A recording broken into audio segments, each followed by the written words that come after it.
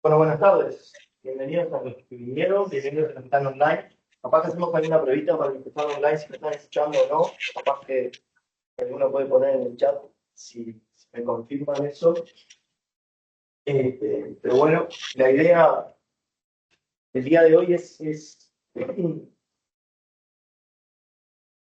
excelente. Lo primero es contarles un poco cómo viene esta historia del grupo de los Future Energy Leaders. Siempre me cuesta traducir y decirlo en español. Ya le contarán mejor Lucía y Luisa la historia del grupo y cómo se va generando, cómo sumarse, qué actividades llevan a cabo y demás. La idea era contar, o por lo menos dar el espacio acá en la universidad para que se presente este grupo, digamos así, este grupo de trabajo, que está súper interesante las cosas que hacen y súper interesante de toda la movida que van generando en el rubro energético. ¿Sí? Se enmarca, bueno, dentro de un poco de las actividades que estamos llevando a cabo acá en la universidad, en lo que es el sector energético, no solo capacitaciones, sino también charlas, algunos proyectos de investigación también vinculados. Entonces, quería compartir los resultados de este estudio que hicieron el año pasado o este año fue que lo terminaron. Y después al final, además de presentar a un grupo, además de presentar el estudio, tenemos también una pequeña presentación acerca de la Asociación Igual de Mujeres de la Energía, que Luis y Lucía también son parte. Y bueno, también invitamos a sumarse a este tipo de actividades que están buenísimas. Y bueno, a sumarse también a cualquier otro tipo de actividades de acá en la universidad vinculadas al rubro, siempre ideas, capacitaciones, proyectos, mujeres, siempre estamos abiertos a escuchar ideas. ¿Sí? Así que te cedo la mano, te cedo el control a las chicas y adelante. Ah, no, pero no voy a hablar. Este no, No, es el control nomás. Vas pasando de allá. Si querés, yo te hago pasar. pero pasa que va a ser día uno, capaz que no se vaya. Vale, Sí, porque es como atrás. Ah, bueno, dale. ya Nos vamos. No, dale, sorry. Bueno, ahí, acá si quieres poner lo que le comentaba a Marte, nosotros formamos parte de un grupo que se llama Futuros Líderes Energéticos de Uruguay, que es parte de un programa oficial que es del Consejo Mundial de Energía, ¿sí? Y en realidad es un grupo honorario de jóvenes que están relacionados con el sector de la energía, no solo, pues en nuestro caso somos las dos ingenieras, pero hay abogados, economistas, contadores, hay de distintas profesiones. Y bueno, y también de distintos ámbitos, del sector privado, del sector público, de la academia. Y la idea es, en forma honoraria, poder volcar toda nuestra experiencia y aportar a difundir y a cumplir con todo lo que son metas en cuanto a carbono neutralidad, energías renovables, eficiencia energética. Es un programa que está hace unos 3 años en Uruguay, que todos los años convoca a postularse, así que si alguno de los que está oyendo y le interesa, el año que viene obviamente se van a abrir más postulaciones. ¿Quieres otro más? Pues un poco lo que hacemos, hay distintos grupos, ¿sí? Hay un grupo que se encarga de hacer talleres en liceos y escuelas y difundir el tema de energías renovables y demás. Después también participar de lo que son eventos a nivel nacional e internacional en esta materia. Hacemos presentaciones en ferias y en eventos locales, bueno, instancias de acercamiento a la comunidad. Una experiencia fuimos a la feria de Villa Dolores hace unos meses también, y bueno, a difundir conocimientos como en esta instancia. Ahí en la próxima, bueno, las vías de contacto también tenemos en LinkedIn, hay una página web y bueno, hay un correo también por cualquier consulta que seguir. Bueno, y acá un poco, para poder hacer todas esas actividades, también estamos lanzando distintas formas de colaborar, ya sea con sponsoreos o membresías, para lo que son más que nada empresas, pero también personas que les puede interesar, ¿sí? Y también, obviamente, estamos abiertos a otro tipo de colaboraciones, apoyos puntuales quizás para algún evento, o alguna empresa que esté interesada en que se haga algún estudio particular de algo, también le ponemos abierta la comunidad para investigar en eso.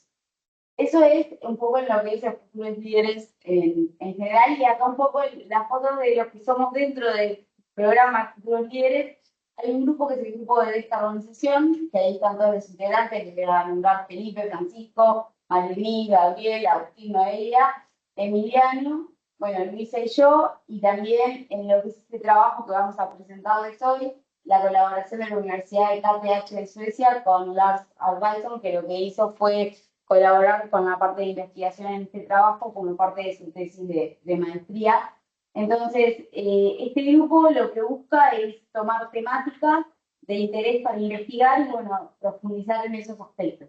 Y es así como el año anterior se hizo un trabajo sobre fertilizantes verdes, por ejemplo, que está en la web y lo pueden buscar a través de la página de LinkedIn, está el acceso a la nota y también se va a publicar ahora próximamente, ya hago el spoiler, vamos a hacer un lanzamiento también en alguna revista de lo que fue ese trabajo, ¿está? Resumiendo un poco. Y bueno, este segundo año, y si quieres ahí, si pasar a la siguiente, lo que hicimos fue pensar, obviamente hay muchas iniciativas en Uruguay, saben que el hidrógeno verde se está hablando en muchos proyectos y demás, muchos vinculados directamente a lo que son generación a partir de energía solar y eólica para producir hidrógeno verde, entonces un poco lo que el grupo trata es buscar otras alternativas, como fue la de fertilizantes verdes, y en este caso lo que hicimos fue pensar en el sector agroindustrial y en residuos, ya sean forestales o de cáscara de arroz, si quieres avanzar, que sabemos que en nuestro país, un país agrícola,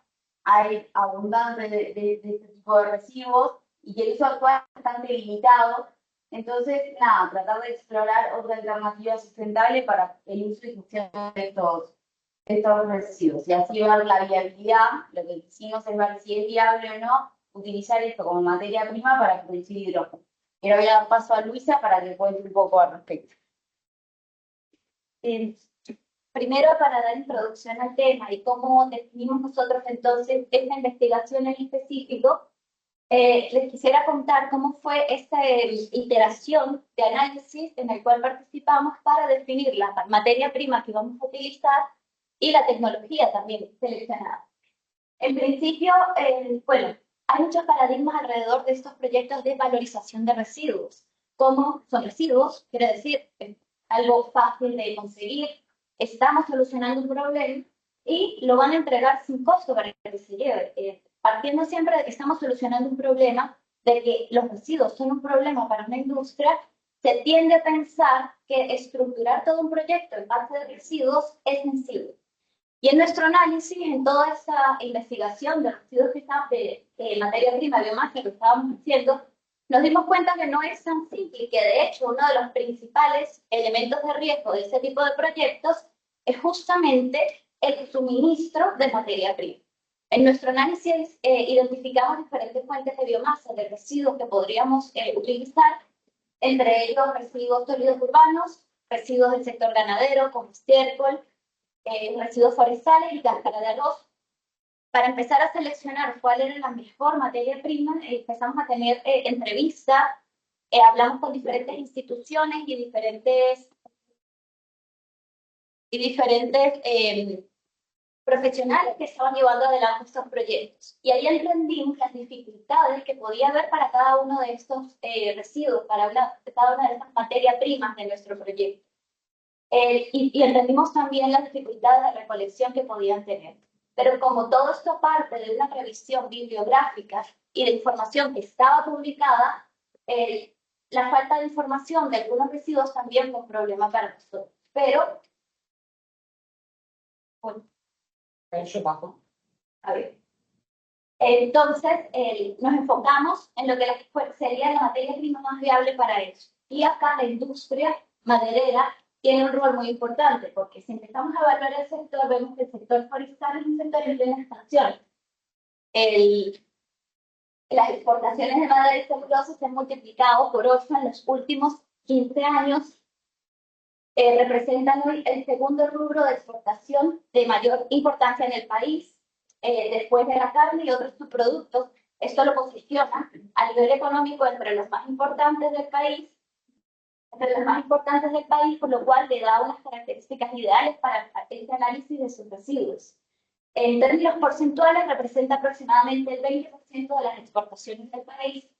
Y si hablamos de hectáreas forestadas, en el último reporte se mencionaba que había 1.1 millones de hectáreas forestadas, lo que representa aproximadamente el 6% del territorio nacional. Y sus residuos, bueno, un aproximado es el 23% de un árbol talado se convierte en residuo. Entonces vemos que hay una fuente importante que necesita tener un valor, un proceso final para su valorización. Actualmente con estos residuos lo que se está haciendo es, se está utilizando en combustión para generar electricidad o energía, o algunos, una parte se mantiene en campo para abono o para proteger el suelo de la erosión. El otro gran sector que evaluamos fue el sector de la industria arrocera y su producto cáscara de arroz.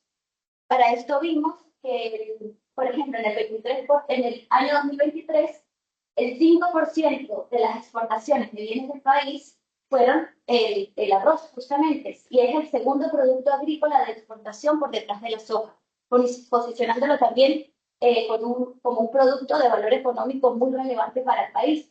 Actualmente, de toda la superficie plantada para usos agrícolas, el 10% corresponde al sector arrocero, y en términos de producto que se va a obtener entonces de este sector, la cáscara de arroz puede ser entre un 20 y un 30% del peso del grano de arroz, por lo cual también se identifica acá un residuo que puede ser importante, que es en cantidad para su posterior uso. Actualmente los residuos se acumulan y se descomponen, otra parte se está exportando y una parte se utiliza en el sector energético, se quema para energía. Si vemos un poco cómo están distribuidos estos residuos en el país, acá los puntos naranja y verde corresponden a residuos del sector forestal. Están bastante ubicados en la zona norte y este del país. Y los puntos acá púrpura corresponden a la cáscara de arroz, que también coincide en su mayor distribución en estas zonas norte y este del país. Si cuantificamos, pero esto depende de estos valores obtenidos de los últimos reportes publicados, los residuos forestales tienen aproximadamente 2 millones de metros cúbicos al año, en producción y cáscara de arroz alrededor de 200.000 toneladas al año.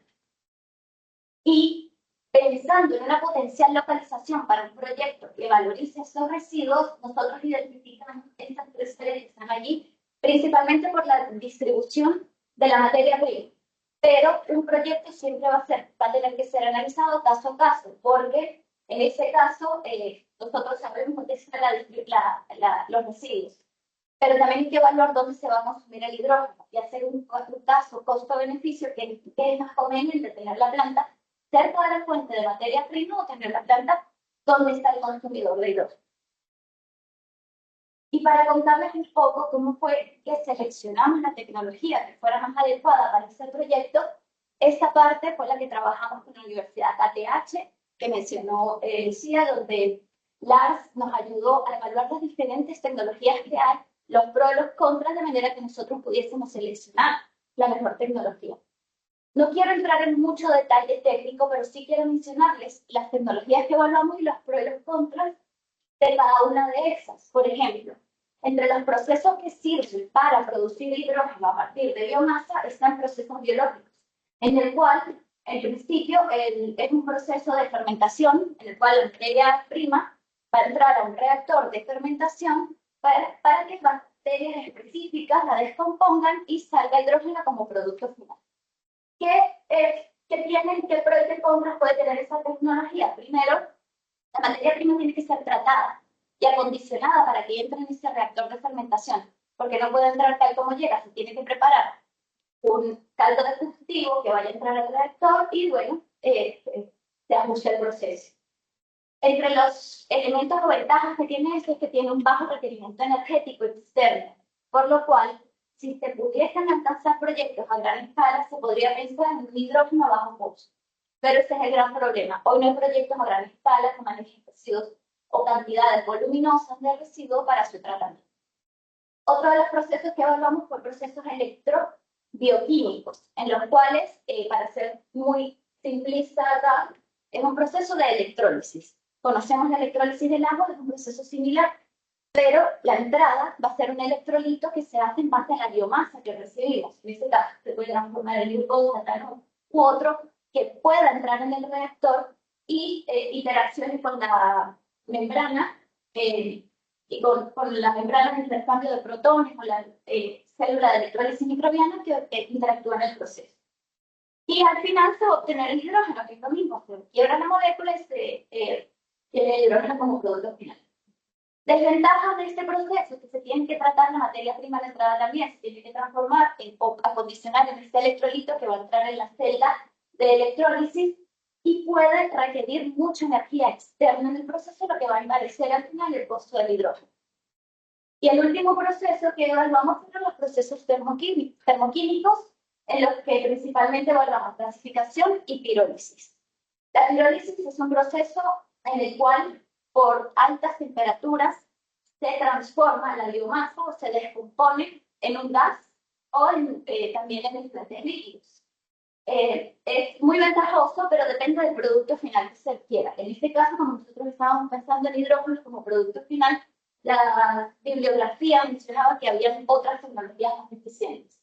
Pero no descartamos la pirólisis porque si se quiere otro producto final, ¿vale? Combustibles líquidos, puede ser muy atractivo, quizás la tecnología más idónea. En el caso específico de la pirólisis, esta transformación por temperatura ocurre sin presencia de oxígeno para que no haya combustión. Y eso es justamente lo que va a hacer que el proceso requiera quizá mucha entrada de energía externa para mantener las altas temperaturas. Y en el caso, para rapidito la gasificación es un proceso bastante similar a la pirólisis. Su gran diferencia es que hay una entrada parcial de oxígeno, por lo cual va a haber una combustión parcial de la biomasa que entra en el reactor. Esto tiene algunas ventajas. Y en los antecedentes que estudiamos en la bibliografía presentada que consultamos junto a Lars, vimos que probablemente es la opción más eficiente para la producción de hidrógeno al final. Muy rápidamente, para presentarles lo que significaría el proceso de gasificación, llega la biomasa a la planta, al proyecto, que debe tener un acondicionamiento previo. Esto va a consistir en la homogeneización de esta biomasa, tamaño de partículas, poder calorífico, humedad, garantizar que las condiciones de entrada sean idóneas para que ocurra el proceso de gasificación. Del gasificador va a salir un gas de síntesis conocido como syngas. Este gas normalmente es rico en hidrógeno. Ese hidrógeno se va a extraer, el gas de síntesis normalmente está compuesto de hidrógeno, monóxido de carbono, entre otros gases que pueden haber allí, pero su gran mayoría son estos. Se extrae el hidrógeno y el monóxido de carbono va a pasar por un reactor conocido como water gas chip reactor, en el cual se va a mezclar con vapor de agua para producir al final más hidrógeno y CO2 como producto final. Se purifica el hidrógeno y como producto final vamos a tener hidrógeno de muy alta pureza y dióxido de carbono. Y ese dióxido de carbono también puede ser un elemento muy interesante, porque como viene de biomasa y de residuos de biomasa, puede ser catalogado como CO2 biogénico y puede ser utilizado para otros procesos que requieran CO2. Este proceso entonces demuestra, entre las tecnologías analizadas, mayor rendimiento en la producción de hidrógeno, alta flexibilidad en sus parámetros de operación frente a otras tecnologías, eficiencia en la transferencia de calor, y esto es justamente porque hay una combustión parcial, lo cual permite menos necesidad de energía externa, capacidad de manejar biomasa con alto contenido de cenizas. No lo mencioné cuando hablé de la cáscara de arroz, pero uno de los grandes problemas de la cáscara de arroz cuando se combustiona es su alto porcentaje de sílice que tiene, por lo cual hay mucha producción de cenizas en los efluentes gaseosos, la chimenea. Esto encarece demasiado el proceso de purificación, por lo cual algunas veces los proyectos de quema, combustión de cáscara de arroz no son eficientes, no son rentables económicamente. Por estas razones, esta fue la tecnología y el tren de proceso que seleccionamos para el caso base de un proyecto global. Bien. Bueno, habiendo ya seleccionado la tecnología, lo que tratamos de hacer fue un análisis económico. O sea, la pregunta es, ok, tenemos materia prima, una cierta cantidad, y lo que queremos hacer es evaluar económicamente cómo resultaría este proyecto. Entonces, acá partimos de las siguientes hipótesis. Una es la que explicaba recién Luisa, que usamos la gasificación como la tecnología para la producción de hidrógeno, por las razones que ella ya mencionó. Y la materia prima, lo que hicimos fue partir de una mezcla pequeña, o sea, nosotros estudiamos el tema de los residuos forestales y el tema de la cáscara de arroz. Vimos que había abundancia y vimos que podíamos disponer de las dos materias primas. Habiendo seleccionado el método de gasificación y teniendo en consideración que se tiene que hacer un pretratamiento previo para poder homogeneizar, lo que hicimos fue combinar esas dos materias primas. Y acá, ¿qué cantidad utilizamos? Bueno, dijimos, consideremos un 30% de lo que es la disponibilidad que mencionábamos al principio, que hay del total de residuos forestales y de cáscara de arroz en nuestro país. Para tener una idea de si esta cantidad de materia prima que estamos hablando, que son unas 140 kilotoneladas, da para hacer un proyecto de una escala razonable, en lo que fue el Congreso de Energía hace un par de meses, se presentó un proyecto en Estados Unidos que se está evaluando también con cáscara de arroz y otra materia prima, y estaban utilizando las mismas kilotoneladas de materia prima. Por lo tanto, es una escala razonable. Acá un poco las características de esa mezcla. Sí, presentamos una mezcla homogénea con una humedad máxima de un 20% y un poder calorífico de 18 megajoules por kilogramo. Y después establecimos unas condiciones de operación entre 800 y 1000 grados Celsius. Sí, en realidad se podría funcionar un poco en una escala mayor, esa fue la que elegimos por un tema de eficiencia, y también que fuera a presión atmosférica o al menos un máximo de 10 bares. Y entonces, bueno, un poco los supuestos principales en cuanto a la potencia, factor de capacidad o contenido bibliográfico, y allá a la derecha tenemos tres cruces que son tres posibles sitios. Acá lo que mencionábamos. En el mapa anterior veíamos dónde había mayor disponibilidad. Para elegir qué sitio, lo que teníamos que pensar era que hubiera de las dos materias primas. Y ahí estamos marcando tres sitios que tienen la ventaja de poder contar en forma cercana con las dos materias primas y además que tengan posibilidad de vías de evacuación y de transporte. Obviamente esto es un estudio general, no es un caso concreto, y planteamos opciones. Si esto se va a llevar a cabo, resta hacer es ver el costo de la materia prima que podríamos obtener y complementarlo con el costo de la logística que nos llevaría, y en función de eso creemos que estos son tres posibles sitios viables para ello. Si quieres, la siguiente. Entonces, ¿qué análisis económicos hicimos partiendo de bibliografía y de costos de lo que pueden ser todos los equipos para este proceso, estimando con gente del sector lo que puede ser costo de materia prima, que también es algo bastante difícil de cuantificar, porque por hoy no se está utilizando más que en algún proceso en particular. Entonces, bueno, con todos esos insumos que fuimos recabando, hicimos lo que se conoce como un costo liberado de hidrógeno, un LCOH, para ver cuál es la factibilidad de este proyecto. Entonces, con todos los datos que fuimos recabando, entendimos que el costo total, el CAPEX total del proyecto, nos dieron unos 150 millones de dólares, un OPEX de 22 millones de dólares. Sí, ahí el costo que pusimos para la materia prima, unos 70 dólares por tonelada. Esto obviamente es un poco a criterio. Y bueno, los ingresos que hay en el proyecto son unos 35 millones de dólares. ¿Qué supuesto hicimos? Bueno, los supuestos financieros típicos, consideramos un periodo de 30 años, una deuda de un 40%, tasa del mercado de un 8%, incluso van a estar un poco más bajo. Le exigimos al proyecto una rentabilidad de un 12%, que es bastante razonable, y bueno, asumimos que íbamos a tener unos beneficios COMAP que están aplicando. Hoy por hoy hay beneficios para algunas etapas de los procesos, se está consiguiendo para la totalidad, entonces por eso hicimos ya eso, y nos da un LCOH de 3 dólares por kilogramo, que ahora en las conclusiones, si quieren, analizamos este número que también o que tan lejano está de las expectativas. Por último, comentar que esto también fomentaría la creación de más de 1000 puestos de empleo en lo que es la producción de hidrógeno, no contabilizando la energía necesaria. Acá podríamos asumir que la energía necesaria para este proyecto puede venir de la red actual o se podría hacer una planta dedicada de generación renovable para abastecirla. En ese caso, ¿qué cantidad de energía estaríamos necesitando? Son unos 41 gigawatts al año, y eso traducido sería un parque solar de unos 18 megas o un parque eólico de unos 10 megas. Y con eso podríamos abastecer con la energía que se precisa para este proyecto. Continuamos.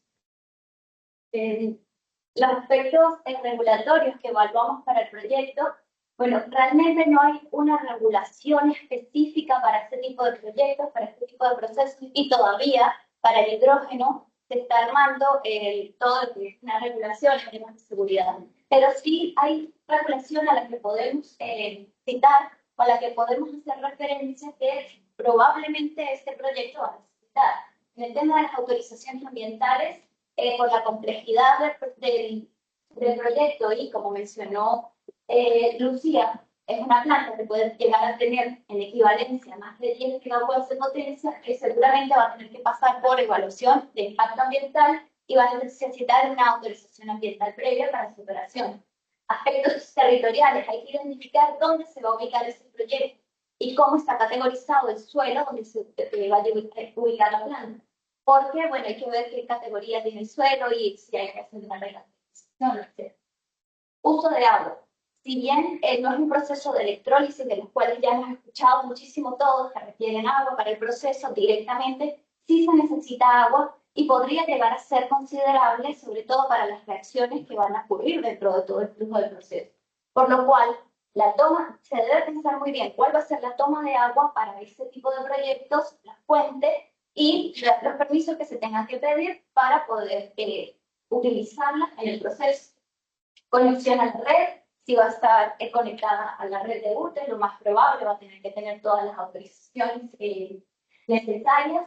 Los aspectos de seguridad, como lo mencioné, la legislación y las regulaciones al respecto todavía se están trabajando, están en consulta, pero en el entretanto, proyectos que se pretendan instalar, que tengan esas características, pueden utilizar de referencia normativa internacional, pues ya hay plantas de gasificación a gran escala que han operado durante muchos años y se puede tomar regulación de referencia para eso. Y bueno, habilitación de bomberos y todo, porque al final siempre se va a trabajar en un proceso de transformación termoquímica y va a tener como producto final un producto con características de combustible y explosivos que tienen que ser tomados en cuenta.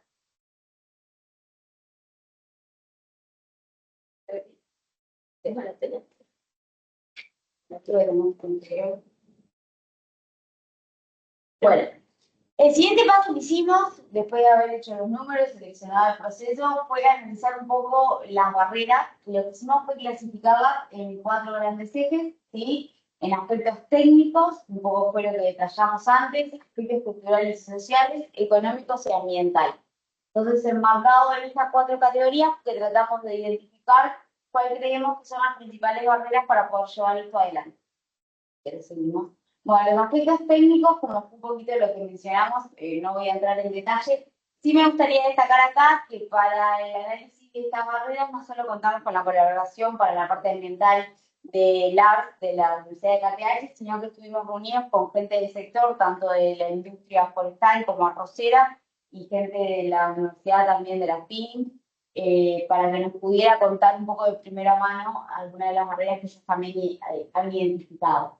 Entonces, en los que son aspectos culturales y sociales, estas son las resistencias más intrínsecas y quizás a veces parecen no tan complejas, pero son las más difíciles de desarrollar de la gente y las que a veces pueden poner más trabas. Entonces, por un lado, estos residuos, más allá de que muchos de ellos no están siendo utilizados o los disponen porque están ahí, tienen un sentido de pertenencia para los que forman parte del proceso. Entonces eso también genera una especie de confianza cuando alguien quiere venir y utilizamos para algo nuevo, lo cual es lo.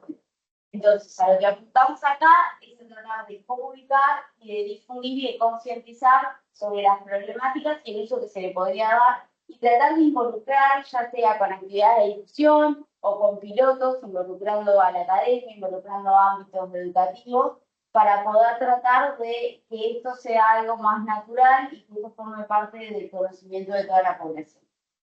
Eso respecto a aspectos culturales y sociales. Aspectos económicos.